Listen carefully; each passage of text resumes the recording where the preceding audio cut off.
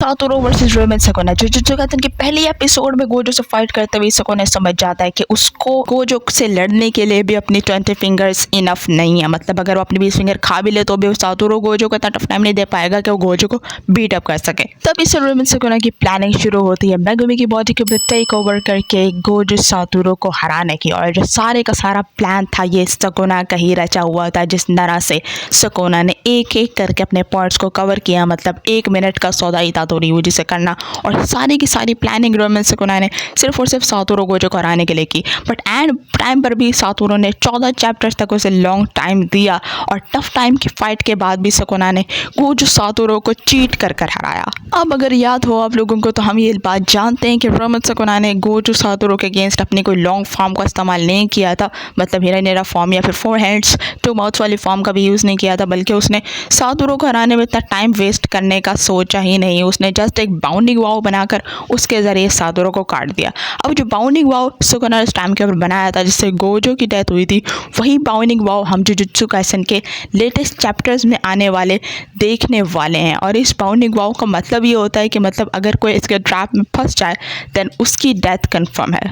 अब इधर पे यानी जुजुत्सु काइसेन के लेटेस्ट चैप्टर्स के अंदर हम देख पाते हैं कि अभी यूजी इतादोरी एंड रोमन सकुना की जो फाइट है वो चल रही है, और इतनी ज़्यादा चल रही है कि वो भी 2-4 चैप्टर्स, मतलब काफ़ी ज़्यादा चैप्टर्स तो खींच चुके हैं। दूसरी की तरफ हमारी हकारी की और उरामे की फाइट भी चल रही है, जो कि वो भी काफ़ी लॉन्ग टाइम से चल रही है, उसको अभी तक कवर अप सीन नहीं दिया गया। और यहाँ पर हम देख पाते हैं कि रोमन सकुना की और यूजी इतादोरी की जो फाइट है वो भी चल ही रही है। और यूजी किसी किसी चैप्टर्स के अंदर इतना ज़्यादा सकुना के ऊपर हावी हो जाता है कि हमें लगने लगता है कि इतादोरी अब अपना डोमेन भी खोलने वाला है, और काफ़ी ज़्यादा वो पावर अप हो गया है दूसरे सोर्सर्स के कंपेयर करने पे।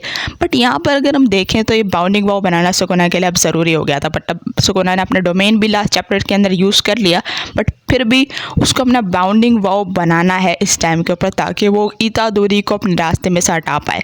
सकुना ने कभी भी ये नहीं सोचा था कि इतादोरी उसको इतना ज़्यादा लॉन्ग टाइम दे सकता है जितना इतादोरी उसे दे रहा है। मतलब पहले से ही सकुना जो प्लानिंग करता आ रहा था वो ये करता आ रहा था कि अगर मैं सातोरू को अपने रास्ते से हटा दूँ देन जो भी मैं करना चाह रहा हूँ मैं कर सकता हूँ। मतलब डिस्ट्रक्शन जो मैं चाहना चाहूँ मैं चाह सकता हूँ, कोई मुझे रोकेगा नहीं।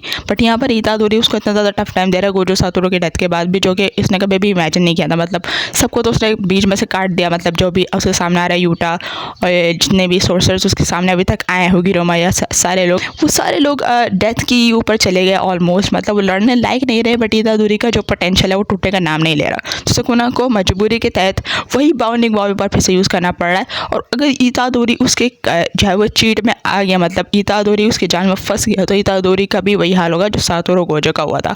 और इससे बचाने के लिए इतादोरी यूजी को किसी ना किसी सोर्सर को तो आना ही पड़ेगा। मतलब हम ये गेस कर सकते हैं कि जेजेके के अगले लेटेस्ट चैप्टर में किसी एक बड़े कैरेक्टर की डेथ हमें ऑलरेडी एक्सपेक्ट करके रखनी चाहिए, बिकॉज वो जब भी सकुना बाउंडिंग वाव का यूज़ करता है कोई ना कोई कैरेक्टर तो मरता ही है।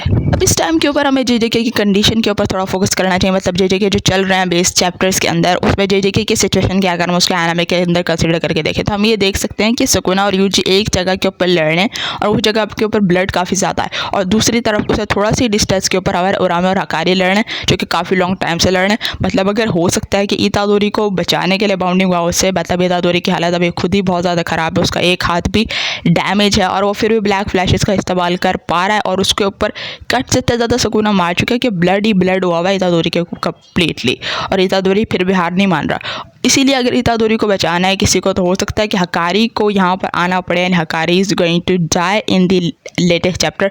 मतलब उरामे के अगेंस्ट तो अभी तक हकारी नहीं मरा, उरामे और हकारी तो स्टिल लड़ ही रहे हैं, बट हो सकता है कि इतादोरी को बचाने के लिए हकारी को यहाँ के इस फाइट के अंदर आना पड़े। बिकॉज जब भी ये जब चीज़ें होती हैं तो सातोरू को भी नहीं पता लग पाया था अपनी सिक्साई से कि बाउंडिंग वाव यहाँ पर बना हुआ है, और कोई ना कोई ऐसा ट्रैप है जिसके अंदर आकर ये जो कर्स टेक्निक है वो रिवर्स हो जाएगी और वो कट जाएगा। तो हम यही सोच सकते हैं कि इतादोरी भी हो सकता है इस ट्रैप को पहचान ना पाए, बट हो सकता है वो पहचान ले, because he is the main character. वो सातोरू मेन कैरेक्टर थोड़ी ना था। तो अगर इतादोरी इस चीज़ को कवर अप कर लेता है, पहचान लेता है, सकुना के लिए बहुत हार्ड हो जाएगा ये फाइट के अंदर जीता, बिकॉज इतादोरी कोई मामूली इंसान नहीं है अभी सकुना के के लिए वो बहुत ज़्यादा टफ टाइम दे रहा है सुकुना को और उसकी अच्छी खासी हालत को ख़राब कर चुका है। अगर इतादोरी यूजी बाउंडिंग वाव के अंदर नहीं फंसता तो सुकुना को इतादोरी को रोकने के लिए हिरानीरा वाली फॉर्म में आना पड़ेगा, ये बात तो कन्फर्म है। और अगर सुकुना को उस चीज़ से रोकना है इतादोरी ने, देन इतादोरी को अपना डोमेन यूज़ करना पड़ेगा। इन दोनों चीज़ों में से एक चीज़ भी हम बहुत जल्द JJK के चैप्टर्स में देखने वाले हैं। लेटेस्ट बाउंडिंग वाव यूज़ के ऊपर अगर आपके कोई थॉट्स हैं आप कमेंट बॉक्स में ज़रूर बता सकते हो। चैनल के ऊपर नए हो तो चैनल को सब्सक्राइब करना मत भूलना। हम लोग मिलते हैं नेक्स्ट वीडियो के अंदर, तब तक के लिए अपना बहुत ख्याल रखना। Good bye.